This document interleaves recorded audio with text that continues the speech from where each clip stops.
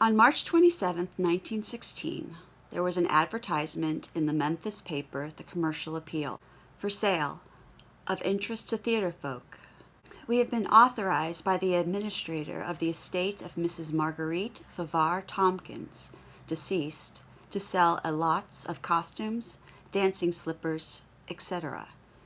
Anyone interested will please call at our warehouse, 309 Jefferson Avenue, Patterson Transfer Company. The death of Marguerite would be at the hands of an unknown assailant, and the unsolved case would become a faint memory to all. But who was the dainty little dancer?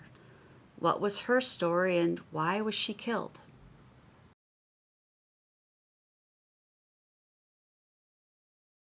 Marguerite, whose first name was Adelaide, was born sometime during the 1880s in Australia.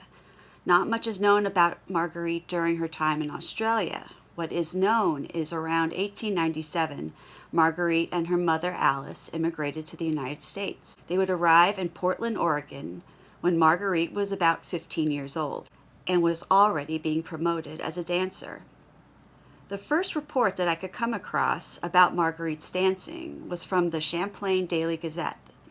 The paper interviewed a Mr. Fred T. Merrill, who said that he had handled some of Marguerite's theatrical engagements around the time she arrived in America.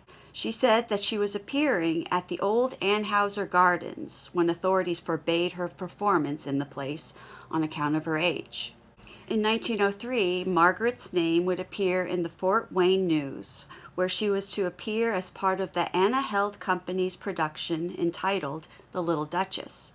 Part of the review would say, Anna's vocal performance of Pretty Molly Shannon, with the assistance of the Sadie Girls, Margaret Favar, and Master Tyler, boy soprano, was recalled and recalled. Now, just to let some of you know, when I was doing my research on Margaret, I had a lot of different names to have to search under. So she was known as Adelaide Favar, Marguerite Favar, Marguerite Favor, Margaret Favar, Margaret Favor, Mrs. Margaret Tompkins, Mrs. F.D. Tompkins, and a few other different ways of spelling it. So when you hear me say Margaret, that's just how it was actually written in the newspapers. But as far as I've been able to tell, and from, looking at Ancestry.com and different places, Marguerite seems to be the official name. So I'll always try to say Marguerite, but sometimes it's going to be Margaret. Marguerite was known as the Petite Marguerite Favar, a dainty soubrette in character imitations. In July, she would be in Cincinnati, Ohio, for its opening week of the vaudeville season. At this Ludlow Lagoon performance, the American Israelite paper said the repertoire would include Marguerite Favar, formerly of the Anna Held Company, and other well-known stars. It sounds like Marguerite decided to go on a solo act, at least for now.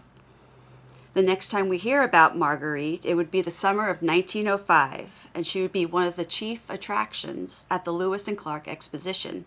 At this exposition, she would be known as the Peacock Dancer, and was a sensation and crowd favorite. Also at this time, it was said that Marguerite would marry Giuseppe Creatore, who was known as one of the greatest Italian band leaders in the world. From what I could find on Mr. Creatore, they could have very well met each other or possibly have had a relationship, but they definitely did not marry, or at least not legally. Mr. Creatore was already a married man, and in 1905 had been arrested for non-support of his wife and daughter. It was reported by his wife that they had been married in Italy when he was 18 and she 14. When he left Italy for the United States, he didn't bring her along. She ended up following him later to America and was able to locate him.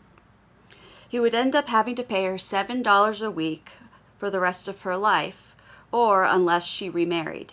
They would patch things up for a little while. She would end up filing for divorce in 1907 and would name vocal soloist to the band, Joanna Barilli, as co-respondent.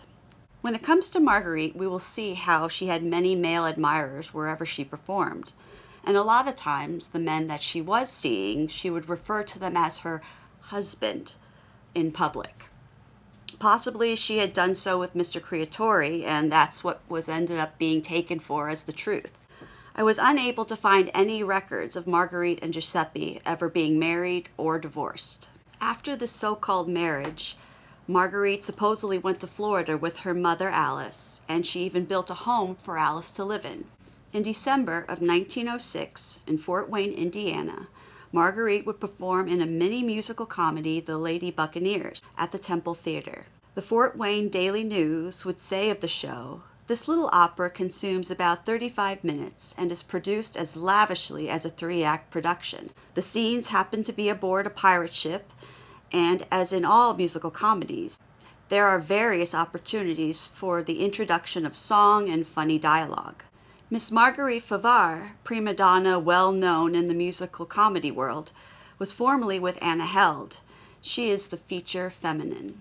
For the first time we find Marguerite in the headlines of 1907. It was not for a performance, but an illegal issue. In April, according to Marguerite and her group, the Gaiety Girls, were supposed to perform their show in Kansas, but the clergy of the town were not fond of the type of act the ladies had and refused to let them perform. The manager of the theater, Mr. Herman Junton, said that he would make good on the loss of revenue for the girls by getting them another theater to perform at. They performed at the Windsor Theater, and all went well. He brought them to the Montoon Theater. Halfway through the performance, though, Mr. Junton leapt onto the stage and pulled down the curtain on the ladies' heads. From what was printed in newspapers, the only reasoning I could assume that Mr. Junton pulled down the curtain was the fact that the act may have been too provocative for the audiences at the Montoon, so pulling down the curtain was all he could come up with to stop the show. Now, with no money, the girls were stranded. In court, they stated that Mr. Junton was in breach of contract and demanded the $150 that they were promised. Nothing else would be written about the case until June, when the Journal-Gazette of Montoon, Illinois, would write, "The suit of Marguerite Favar, manager of the Gaiety Girls troupe, against Herman Junton of Kansas has been postponed and dismissed several times, but was finally given a court date of June 12th. Marguerite appeared, but it was said that her deposition was destroyed, and her own version of events was told. After that, radio silence about the trial and the verdict." We then hear about Marguerite in November in Winnipeg, Manitoba, Canada. In the November 16th paper, the Winnipeg Tribune, Margaret Favar's musical comedy, The Girl Pirates, is a company of 7 pretty girls. This is a new act making their first appearance in New York the week before last, where they were a huge success. Lovers of good, clean comedy should not miss this act. They would perform at the Bijou Theater. I would be interested to know if the ladies performing with Miss Favar as the Girl Pirates, if any of them were from the Gaiety Girls, due to the idea that they didn't get paid and the legal matters, maybe not, but it would be interesting to know. On the 19th, the same paper ran a review. Another novelty on the bill is the act Marguerite Favar and her Girl Pirates, to say nothing of the Gentleman Stowaway. But instead of any bloodthirsty villain of the crimson-stained kind, and so often found in the works of fiction, these pirates are charming and dainty specimens. And judging by their reception, they need not resort to weapons of any character to capture audiences. The turn is very much a musical, besides which the adequate amount of comedy is introduced. Miss Favar also introduces some very clever artistic dancing. The scene of the piratical feat takes place on a well-represented ship.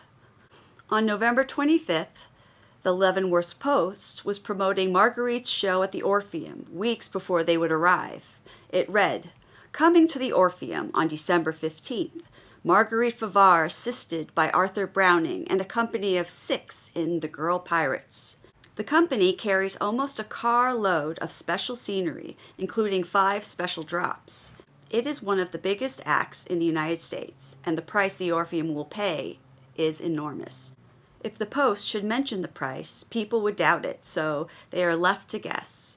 The Girl Pirates would continue their success in Minneapolis, Minnesota in December at the Unique Theater.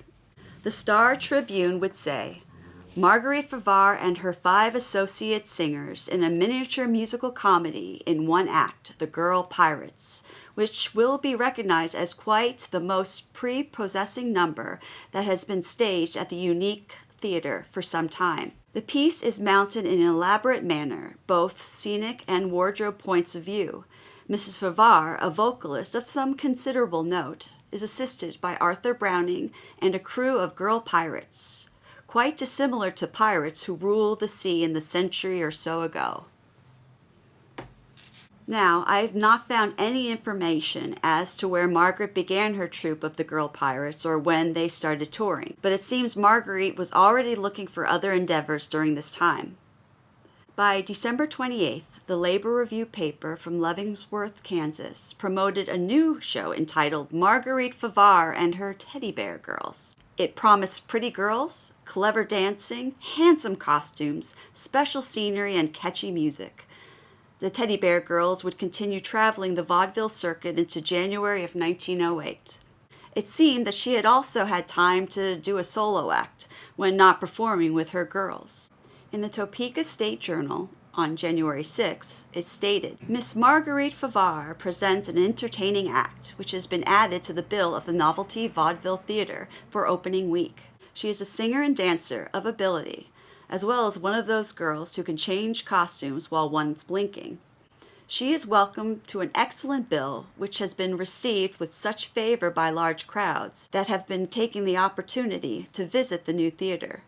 She would continue her clever singing and dancing specialty into February, and no mention at all of her Teddy Bear Girls. I wouldn't find her name gracing the papers until June, where it seems she made an adjustment to her repertoire. Marguerite was now with the Griffith Musical Comedy Company in a 2-act show entitled The Troopers, and later that month she would play a servant in Joe's Family. Joe's Family was the second offering of the Griffith Musical Comedy Company and was well received by audiences. For Marguerite, the Fresno Tribune would say, Marguerite Favar, dainty and chic, was very fascinating, and her work was good as a pretty maid who unconsciously gets her master into all sorts of trouble. Her Merry Widow song made a big hit.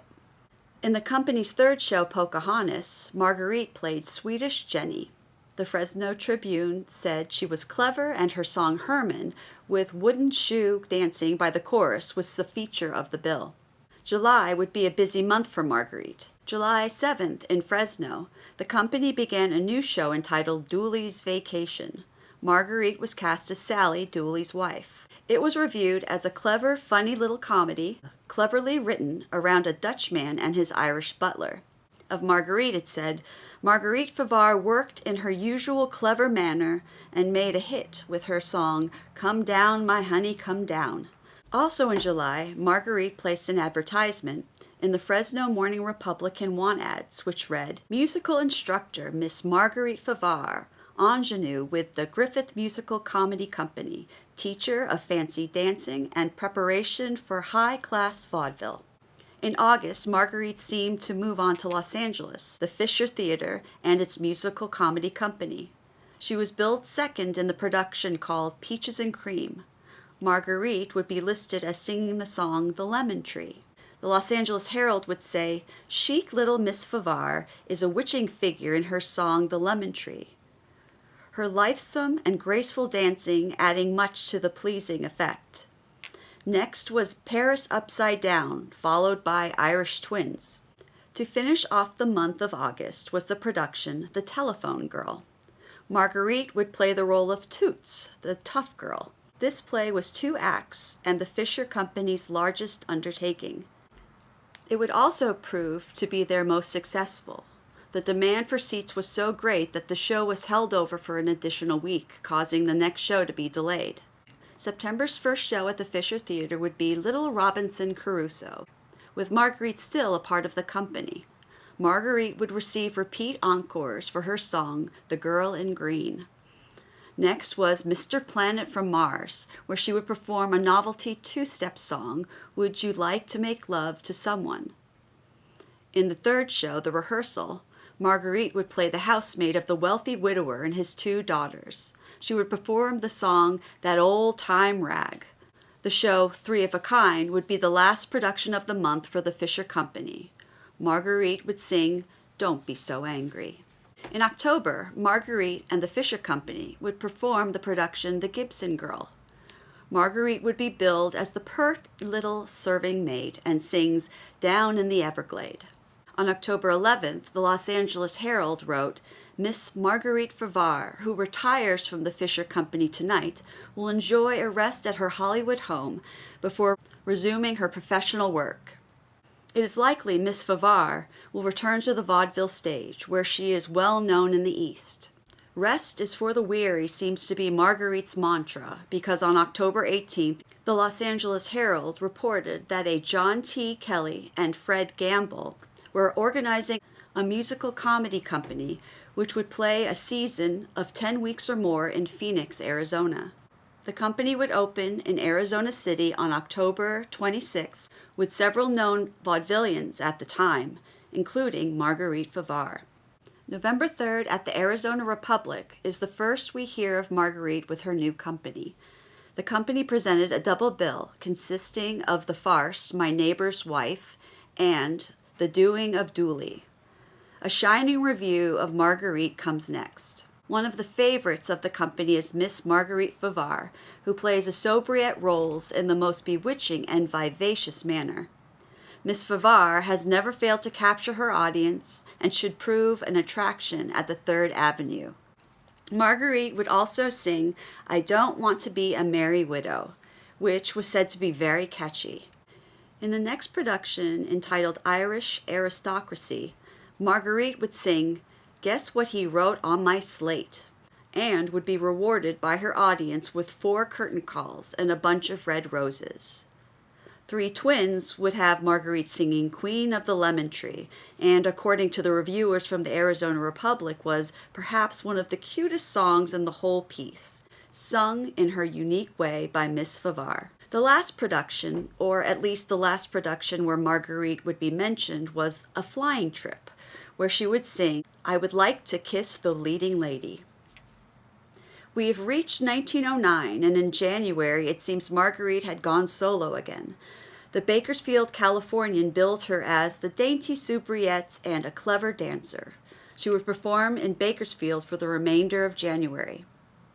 During February, there was no word of Marguerite. Possibly she was putting together a new act, because the only time I found anything on her in March was that she was part of the Morrison Favar Company. The Arizona Republic on March 28th wrote, The Morrison Favar Company appeared in a novelty playlet, Roses and Orange Blossoms. Miss Marguerite Favar, as Dorothy, the schoolgirl, played her part well and sang a number of catchy songs. Miss Florence Morrison, as Kate Kenilworth, was also well received and played her part with ability. April would be a very busy time for Marguerite's career. She continued her solo act, as well as taking part in the production Dope Fiend and Wanted a Husband. She would play Phoebe, the maid, and Florence Morrison would play Helen Gray. Also around this time, she and the other acts that were part of the Marguerite Favar Company performed in Orange Blossoms. I was unable to verify if Florence Morrison, her partner in Morrison Favar Company, was a part of Marguerite's new company. Marguerite and her company would take Orange Blossoms on a county theatrical tour. No word of her was mentioned in the papers during May, but she did spring up in Los Angeles in early June, and announcements were placed in the papers of her upcoming marriage to a Captain F.D. Tompkins, a retired Army captain and now Chief of Property Division of the Los Angeles Aqueduct. The ceremony was to take place on August 15th in St. Vivabina's Cathedral. The announcement also mentioned that she and her mother Alice would be leaving soon for New York. The Los Angeles Evening Express said that the trip was to select her trousseau. She would return from her trip to New York in August.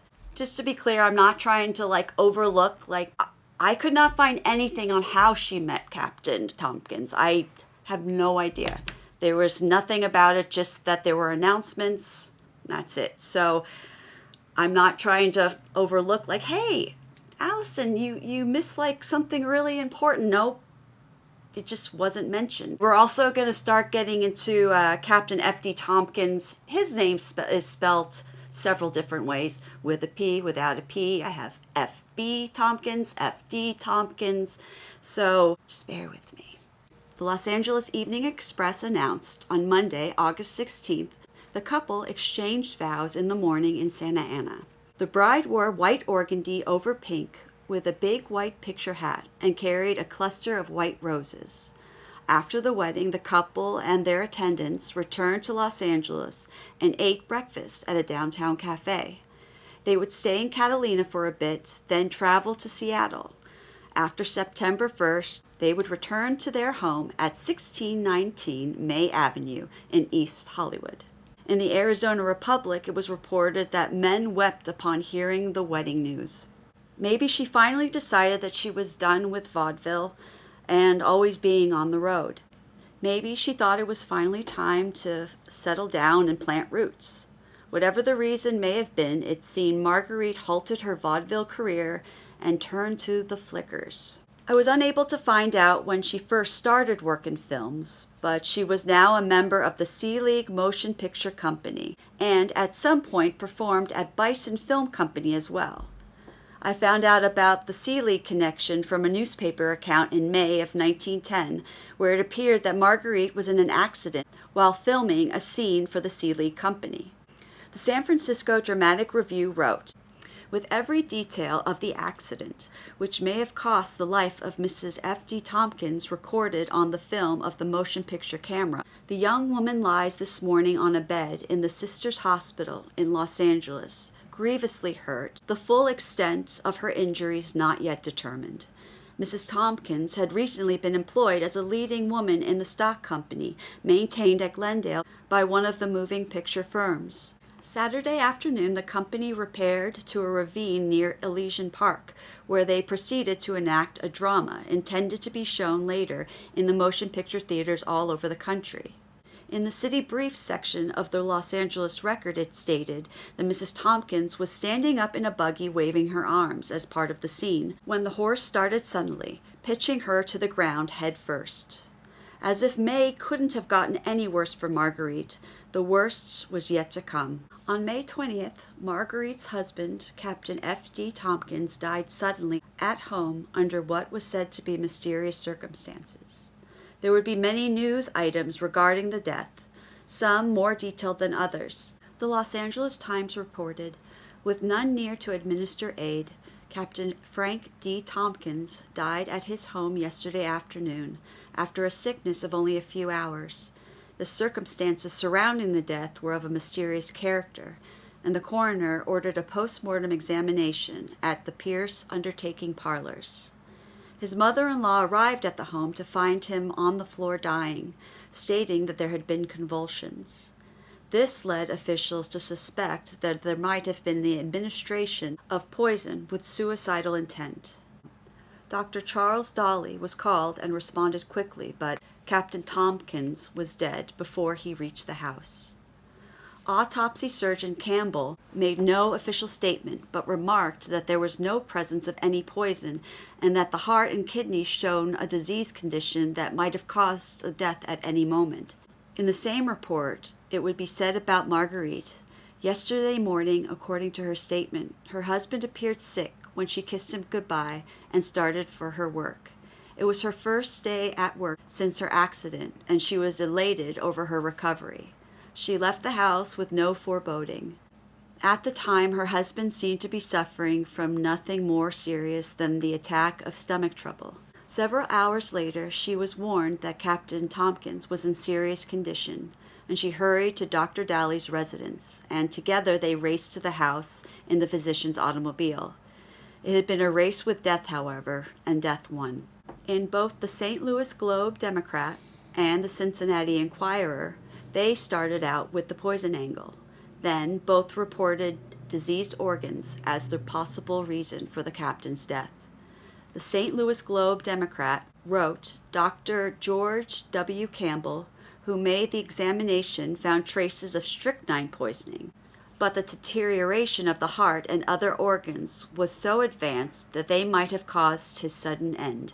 So now it was reported that there was poison found, while other papers mentioned that no poison was found, per the autopsy surgeon. We will also see in the next reports more of the detailed storyline as to who and what occurred that morning. The report continued. Captain Tompkins was in the best spirits last night, a fact commented upon by his wife, Mrs. Marguerite Favar Tompkins, and his mother-in-law. In a conversation with friends a few days previously, however, he had spoken of trouble in the home. He is reported to have said that if a reconciliation recently made between them should not prove permanent, he would kill himself. "I cannot say how my husband came to die," said Mrs. Tompkins. "It is true my husband was jealous of me because he thought I was receiving attentions from other men. But that was some time ago. Captain Tompkins failed to appear at the breakfast table, saying to his wife that his head ached severely. Mrs. Tompkins and her mother breakfasted together. Shortly before noon, his mother-in-law went to the captain's room and asked if he wished for anything special for his luncheon. He replied no, and a short time later, hearing the groaning from her son-in-law's room, she went to the bedroom and found him on the floor, apparently in great agony. He died before his wife arrived. Captain Tompkins' death certificate would name fatty degeneration of the heart as cause of death. He was buried at Rosedale Cemetery in Los Angeles shortly afterwards. He was only 36. I was unable to find any information as to how long Marguerite stayed at Sea League Studio. The next time Marguerite's name would be in print was when she performed at the Olympic Theater in Los Angeles in late October. She would be part of the production His Highness the Janitor, which was the first of a series of new plays which would be presented at this popular playhouse. The Los Angeles Record would report on October 25th that this week's performance serves to introduce to the patrons two new members of the company, Miss Dorothy Raymond, ingenue, and Miss Marguerite Favar, Soubrette. Both received warm welcomes. The following week brought the Yum Yum Tree, which Marguerite was also a part of. November and December at the Olympic brought more productions with Margaret as part of the company. Titles included Who's Who, The Follies of 1911, The Evening Star, Blaze Away, The Halfback, Mr. Santa Claus Jr., and Flirty Gertie. January of 1911 would be the first time I found mention of Marguerite having one time been a part of the Bison Film Company. In the Los Angeles Times on January 29th, there was an item discussing Marguerite performing at the Hyam Theater in Los Angeles.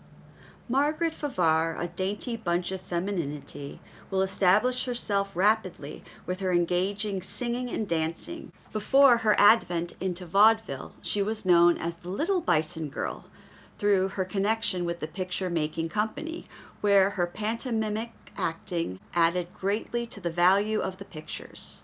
There is always a charm to seeing in person one with whom you have become familiar through the pictures. Obviously, we know she started way before in vaudeville.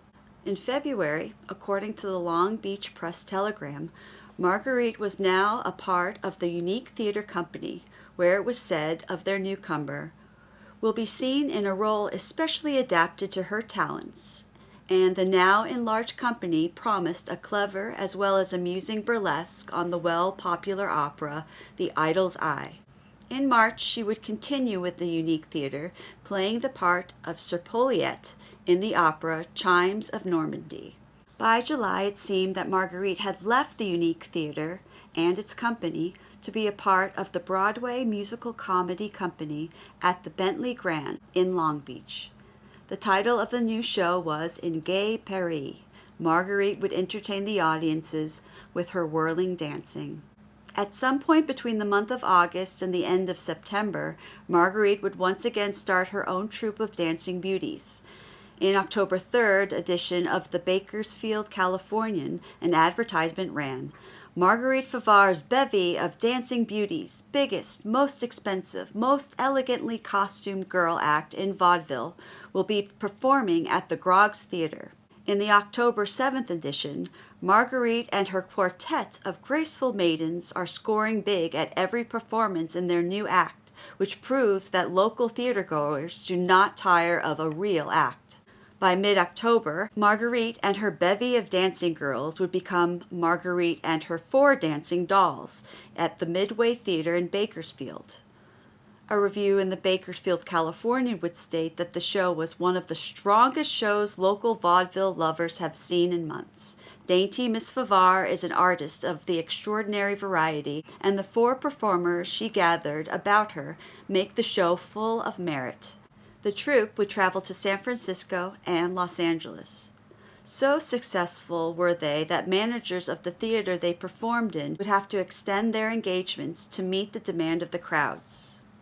Calling for another name change, now in Stockton, the Evening Mail reported that the dancing dolls became the Dancing Demons and were advertised as cute, classy, and clever. It was October that the ad was published, so maybe the change was temporarily due to it being so close to Halloween.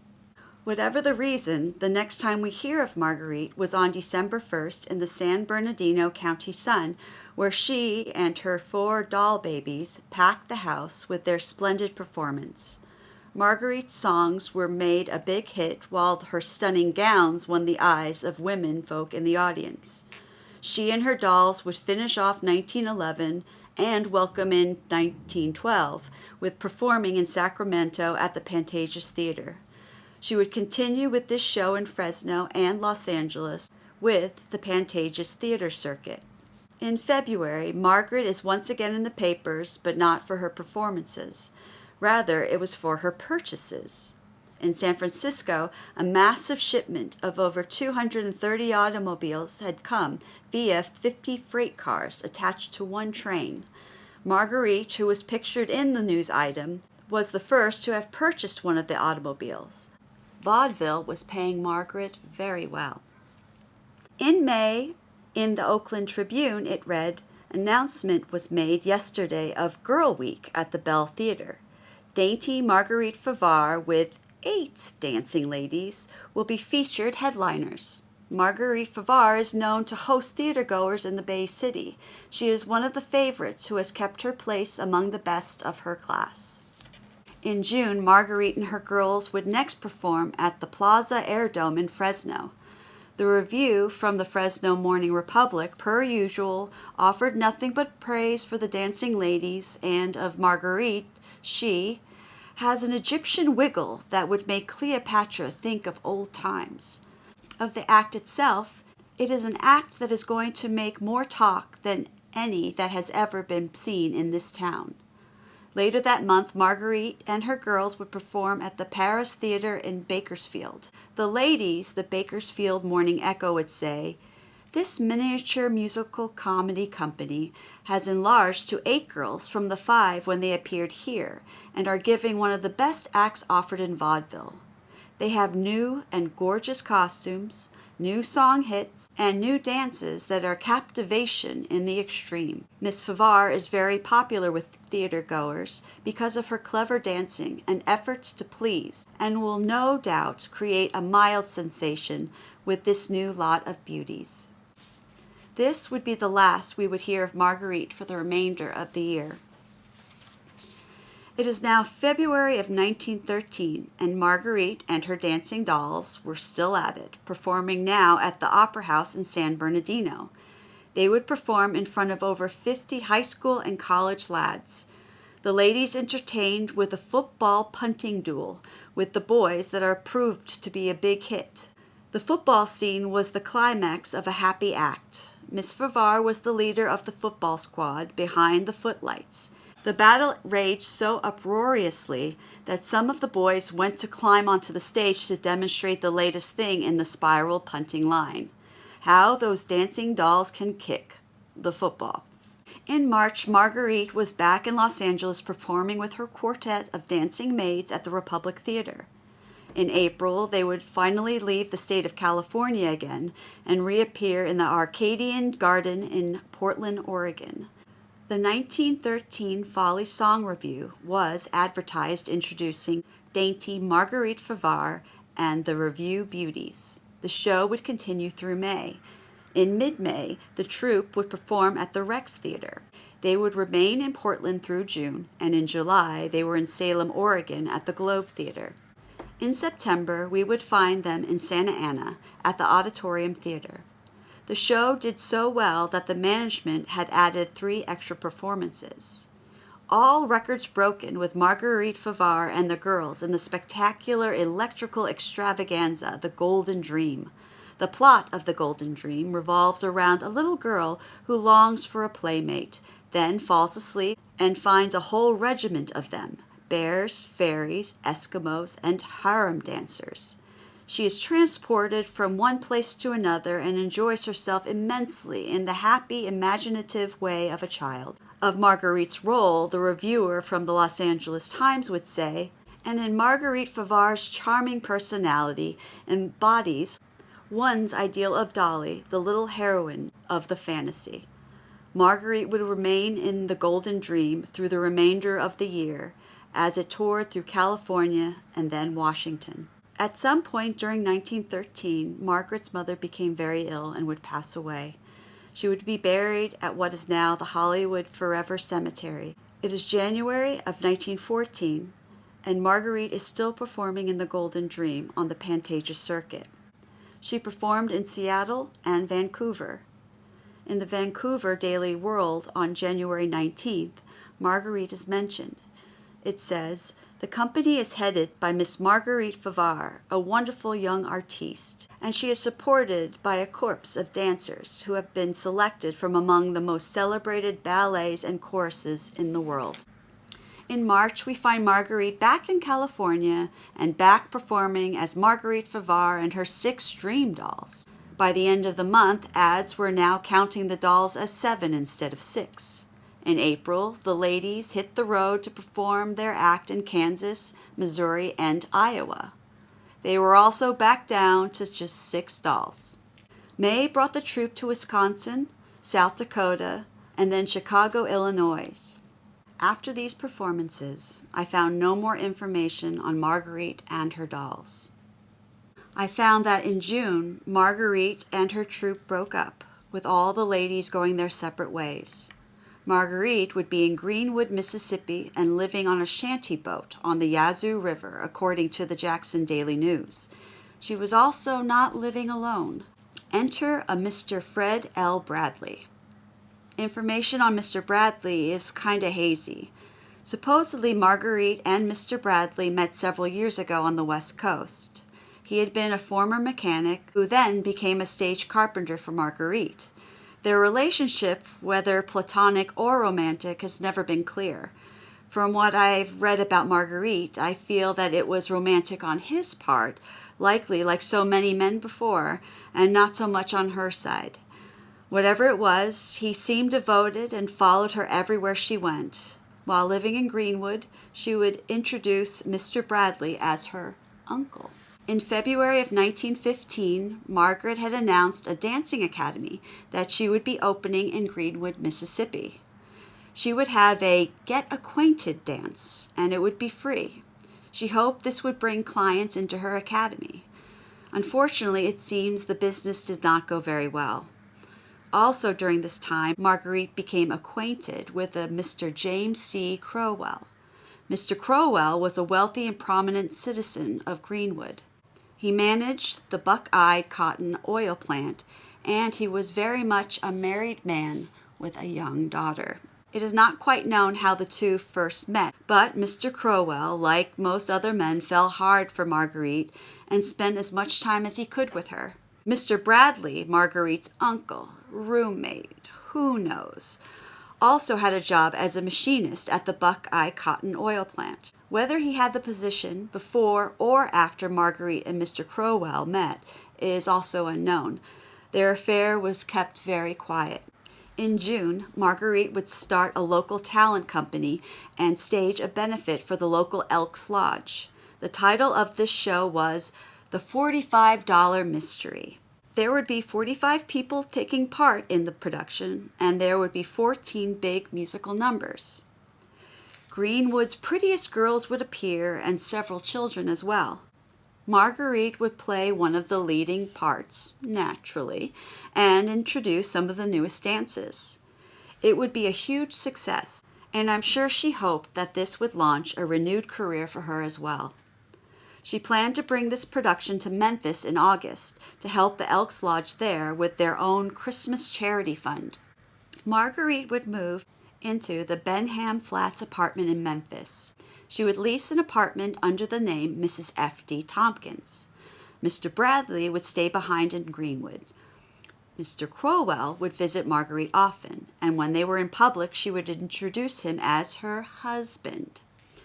The $45 Mystery would be the same show, but she would use local Memphis talent this time around. It would also become very successful. She was rebuilding her career, and it seemed to be working out for her in Memphis. Next in line for Marguerite, she planned on a fairy fantasy entitled Goldie's Dream, which I'm pretty sure was a version of the Golden Dream she had performed in a year before. This performance was to benefit the Walter Malone Memorial. The difference in this performance, as opposed to the Golden Dream the prior year, was the use of amateur talent and over 50 children instead of professionals. While rehearsing for the new play in September, she agreed to give a performance of the latest dances at the 19th Century Club. The performance would be on Monday, September 20th. When the evening of September 20th arrived, Mr. Crowell had been in Memphis and staying with Marguerite. She, Crowell, and the daughter of the owner of the apartment building, Carrie Benham, went to the 19th Century Club. They were driven by chauffeur Thomas Porter. Mr. Porter had been hired by Mr. Crowell a while back to drive Marguerite anywhere she needed to go. On their way to the club, they also picked up Marguerite's partner for the show, Joe Q. The performance ended around 11:30, and Crowell would drive them all back to the apartment, according to Miss Benham. Before leaving the club, Mr. Crowell would tell Mr. Porter, who had been waiting outside with the car, that he would drive the ladies home and that Porter could go home. Crowell dropped the women off at the apartment flats so that he could park the car. Marguerite and Carrie entered Marguerite's apartment, where Carrie would help Marguerite unpin her dress. Marguerite would then ask Carrie to open the back door for Mr. Crowell, but he was already entering the back door at that time. Marguerite would remark how she could have sworn she locked the back door. Carrie would then say her goodbyes and leave the couple. She would be the last person to see Marguerite and Mr. Crowell alive. In the early morning of September 21st, the janitor of the Benham Apartments, Mr. Guy Palfer, noticed smoke coming from an upstairs apartment. The firemen were called and were able to douse the flames. Shortly afterwards, the detectives appeared on the scene. When the smoke cleared, the body of a woman was found lying in bed, face down. Her head had been bashed in with something heavy. Blood covered the sheets, pillowcase, and the walls of the room. Her feet had been burned by the fire. It was Marguerite. In the entrance to the living room was another body. It too had been beaten about the head, but that's not all. The victim's throat had been deeply slashed, so deep that there was a pool of blood around the neck and shoulders. There were also bloody handprints along the walls and windows. It was Mr. Crowell. The detectives noticed that the apartment had been ransacked. Papers and other items had been thrown about the floor. Overturned chairs and a trunk containing Marguerite's clothing had been opened. The first theory to investigators was robbery. Marguerite's purse had been emptied, and the flashy diamond rings that Marguerite was known to always wear, and that Carrie would say Marguerite even wore to bed, were missing. No money could be found anywhere in the apartment, and there was no way to know if any pieces of jewelry were taken, since no one knew what types of pieces she actually owned. Later on, 2 $20 bills would be found in her purse, but they were hidden in a secret compartment. What was found on the scene was a hammer. It was a 3-pound mechanic's hammer with a handmade handle. The hammer didn't belong to Marguerite, so it's assumed it belonged to the perpetrator.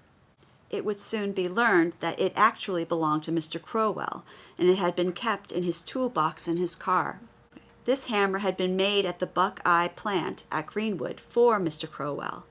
The knife that had cut his throat, though, had not been found at the scene.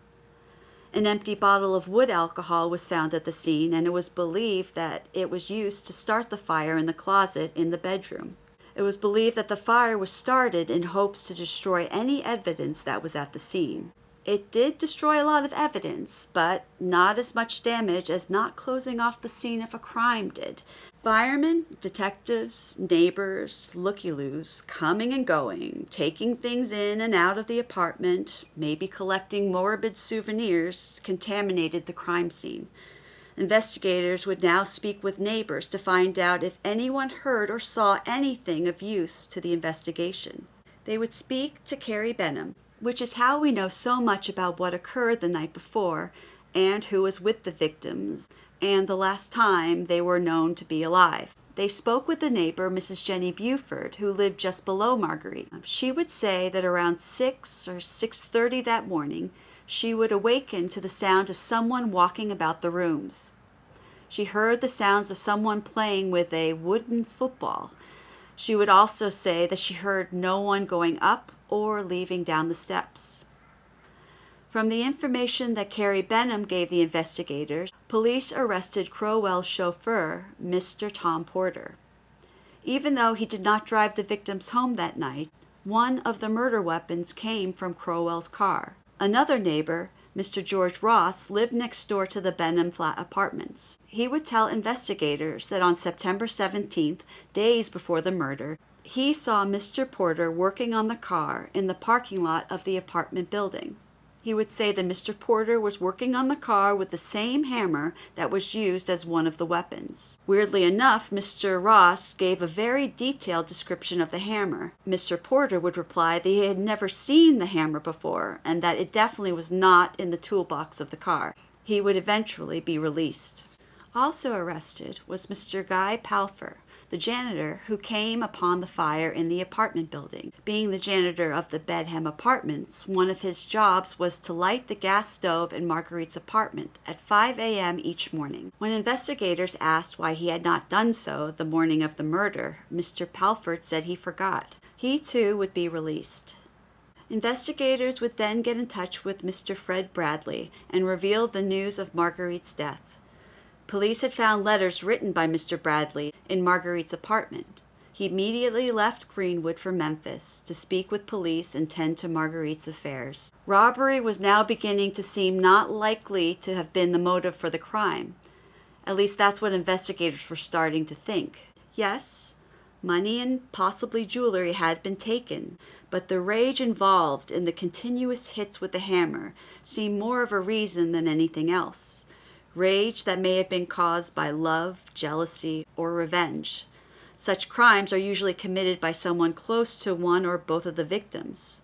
This made Mr. Bradley the #1 suspect to police. When Mr. Bradley arrived to speak with police, they asked for his alibi on September 20th and 21st. He told them that he had been in Greenwood working in his shop Monday night and Tuesday morning. He had people who could verify his story to the police. He had been in Memphis on the 19th, where he had met with Marguerite to discuss plans for new sets that he was to construct. He would go home to Greenwood right afterwards. Bradley would also tell police that Marguerite had $1,200 in cash and jewels valued at around $1,000. He spoke of their relationship and how for years it had been merely a business relationship, but that he did love her. Whether those feelings were reciprocated, no one knows. They did live on a houseboat together.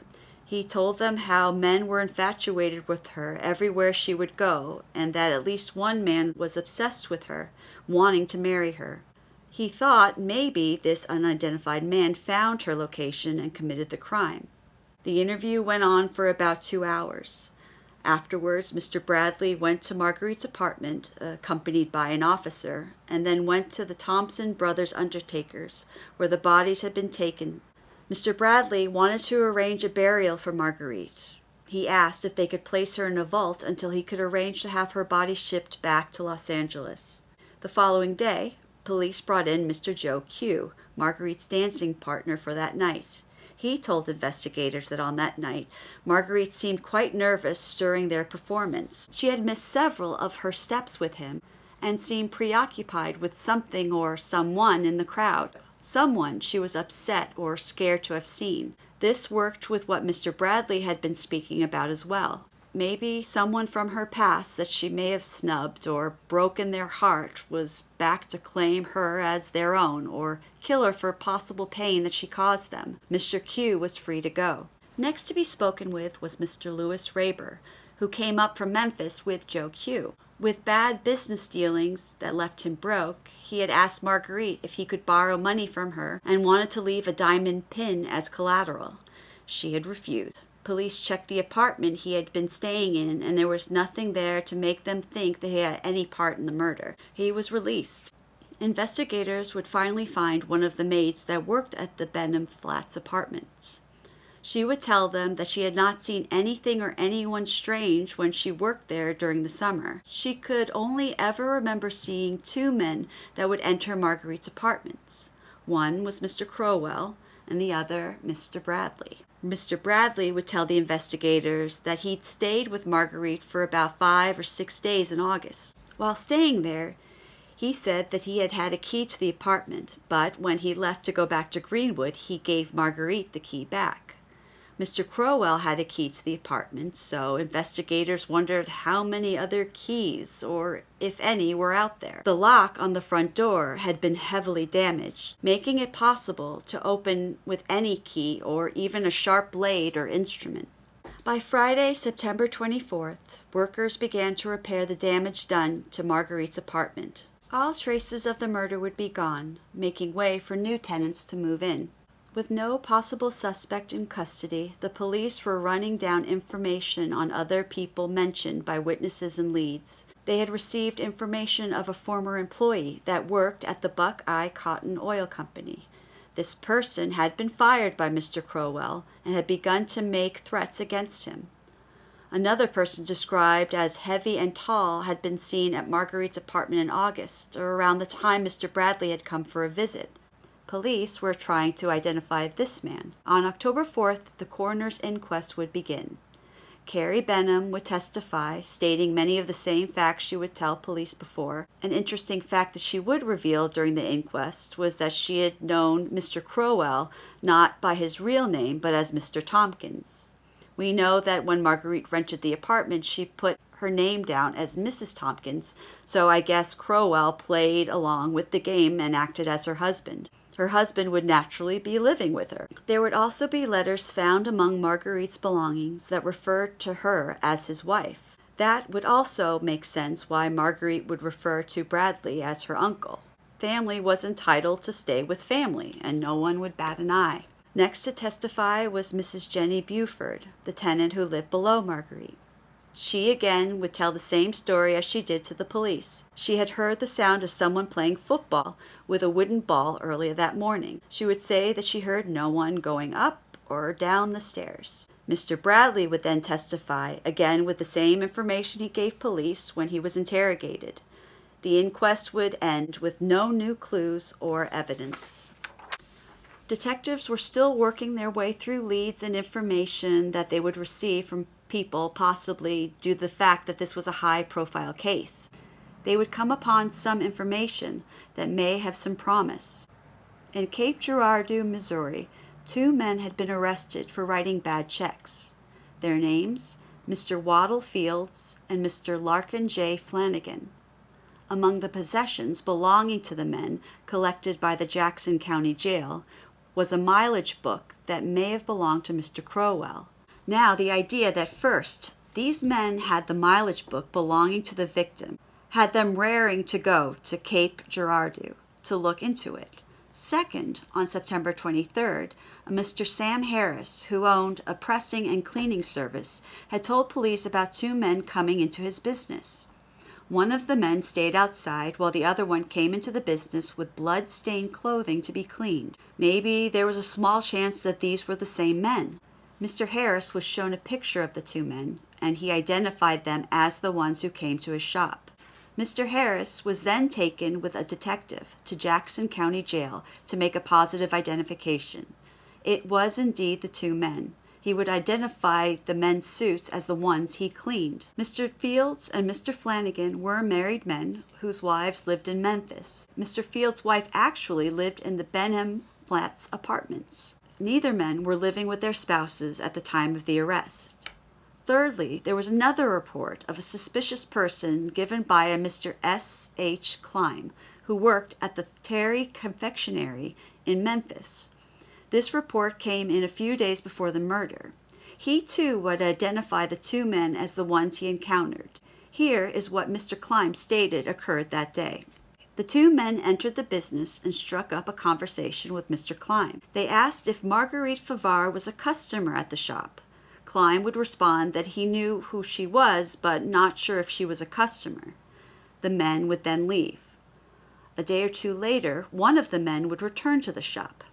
Mr. Klein, remembering him, asked if he was able to locate Miss Favar. He replied, "No, I haven't, and I don't want you to say another damn word about it either." After the murder, Mr. Klein remembered that interaction he had with the men and wondered if they had been involved, so he went to the police. Yikes and gadzooks. Both men would deny any involvement in the two murders. This was the first arrest for Mr. Fields and one of many from the career criminal Flanagan. A case was building fast against the two men. All that was needed was to place them in Memphis on the day of the murders.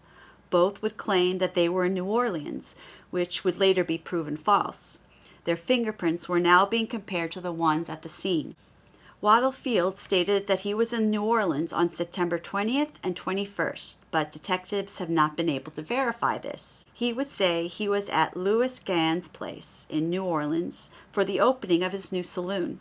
Police were able to find Gaines in Memphis, and he told a very different story, destroying Fields' alibi. He told police, "I sold out and left New Orleans on August 15th. He had not been back since." Fields' co-defendant Flanagan also stated that he had been in New Orleans and only came up to Memphis with Fields on the 25th. As for the mileage book, Flanagan said that a man who he didn't identify gave him the book while traveling on the Texas Railway. Police in both Memphis and New Orleans were working together to find a link between the two men and the murders. Investigators really felt that they had their men, only to find that their case was slowly being torn apart at the seams. First, the mileage book that may have belonged to the Crowell family. The family claimed that they knew nothing of a lost mileage book. If such a book had gone missing, it would have had to have happened years ago. As for the bloody suit or suits, Flanagan said he couldn't speak for Fields, but if there was blood found on his right sleeve, well, that was from a cut he had on his elbow that must have opened up. This injury occurred while getting off a train. New Orleans police would contact Memphis police regarding the two men's whereabouts. They were able to find information that the men left New Orleans on September 18th and returned on either the 28th or 29th. In between those days were unknown. Memphis police were looking into witnesses who claimed they saw them in Memphis on the 21st. As for the fingerprints taken, police received news that the fingerprints found on objects at the murder scene were too dim to be analyzed. A majority of their evidence, which was circumstantial, was vanishing before their eyes.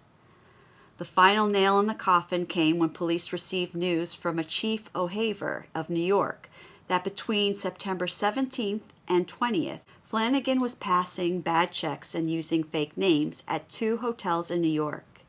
He had been staying at the Claridge Hotel and left there the morning of the 20th. There would be no way he could have made it to Memphis in time to commit the murders. There was not enough evidence to charge them.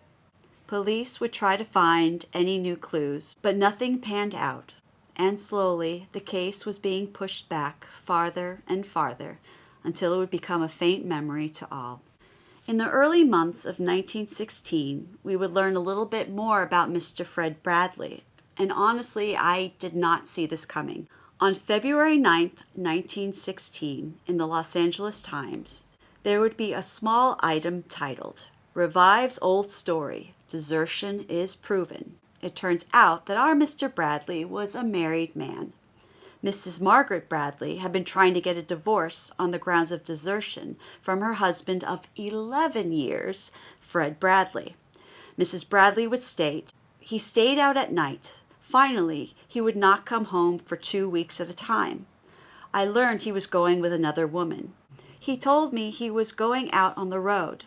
I tried to persuade him not to go, but he said he had lost financially. I offered to sell my little business and help him, but he told me he wanted to pick up his losses himself. He left me April 4th, 1914. I have not seen him since, and he has not written to me. The evidence that won her divorce was a love letter found among the effects belonging to Marguerite Favar. In the letter, it would start off with, "My own darling angel wife," and signed Fred. In March of 1916, after lying in a vault for 6 months, Marguerite's body was finally transported to Los Angeles to be buried alongside her mother. On March 23rd, at Hollywood Memorial Cemetery, friends of Marguerite and her mother held a funeral for Marguerite. Reverend Dr. James A. Francis of the First Baptist Church officiated. Mr. Earl C. Hoke, a blind singer who had sung at Marguerite's mother's funeral, now sang at hers. Those gathered celebrated the life of the beautiful, dainty Soubrette, who touched the lives of thousands and was taken away from them way too soon.